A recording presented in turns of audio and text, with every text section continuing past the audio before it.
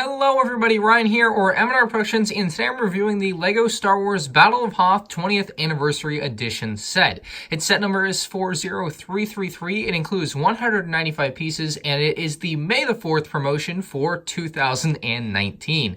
In the US, it is free, or was free, depending on when you're watching this, with purchases over $75 or more, and when it was rung up at the cash register at the LEGO store, I noticed that it's valued at $15 in the US, so not a bad price per piece from that aspect. That being said, I really wish the set had included a minifigure, and that's a tough one to kind of take with the fact that the other two similar promos to this, Harry Potter's Diagon Alley and the Avengers Tower, were both builds and had a minifigure, and this build does not have a minifigure. So I think they really missed an opportunity to include a 6th 20th anniversary minifigure with the stand and everything, but it is what it is. Let's go ahead and show you the back of the box. It is in a pretty fancy package here. It's not a normal LEGO box. It has all the special fold stuff, kind of like a LEGO Ideas box.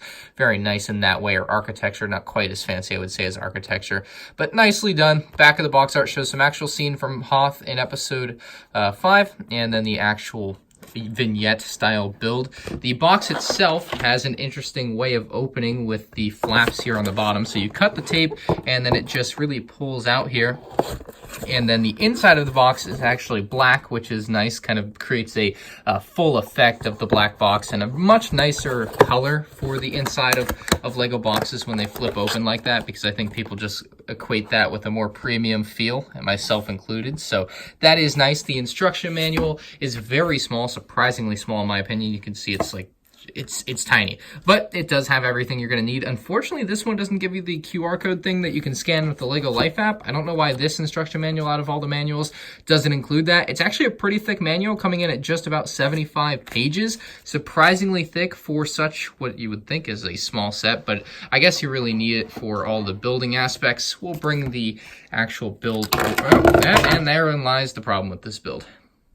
The tile on the front end is a printed tile that says 20 years of LEGO Star Wars there, so that's actually pretty nice. I was a little bit worried it might end up being a sticker, but it's not. It's actually a printed tile. Now, some people might be familiar with this term, but this actually uses the snot technique, which means studs not on top for the base of what is essentially a vignette here. So it's kind of built sideways and then uses the pieces that allow you to attach things to it to the side of a brick to attach the AT-AT here. And the weird thing about the AT-AT is I can never get it to stay on those. So that is one complaint I have about the set. The AT-AT honestly just at times looks really awkward on there and is hard to get to, stand the right way. That being said, the Snowspeeders are nice. You have one that's predominantly or accented by dark gray and one that is accented with orange. The shield generator here is actually more accurate than the one that we saw in the UCS Hoth set back in 2016. A great job by LEGO to finally nail down one of the major key parts of Hoth there with the shield generator. That is basically it for that section. There's like snowbanks and everything just kind of littered throughout. You have a small probe droid over here next to the AT-AT, so that's kind of a nice little part of the set. The AT-AT itself doesn't have a terrible design. It's a little bit fat at the top. The legs are a little bit weird, but that's just what happens when you build something this small. Honestly, the mini one from 2004, I want to say, isn't even that much better, as much as I'm probably blinded by nostalgia with that particular model. This one, does pretty much the same thing. It's got weird shaping to it and everything, but it gets the job done. It does have a printed 1x2 slope piece here on the front of its head, so that it does have that extra bit of detail, which is really important with this particular set, because otherwise it's just a faceless AT-AT and it would look really weird.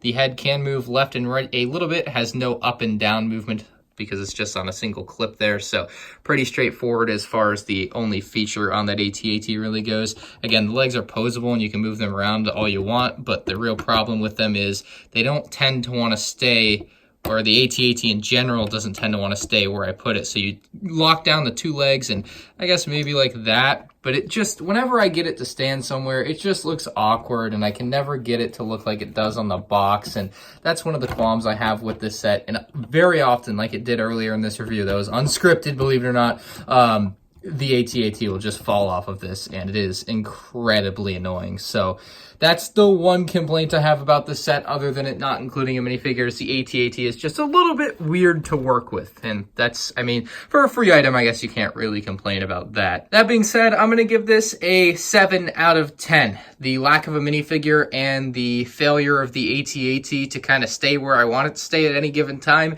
is definitely a major flaw. But it is free with your regular LEGO Star Wars purchase that you were probably going to make anyway, so can't really go wrong there. Let me know what you guys think about this one in the comments section below. It's pretty straightforward. It's a nice vignette. They did a good job with it. It's on a big slab of white pieces there, so I like it. Anyway, thank you all for watching the review.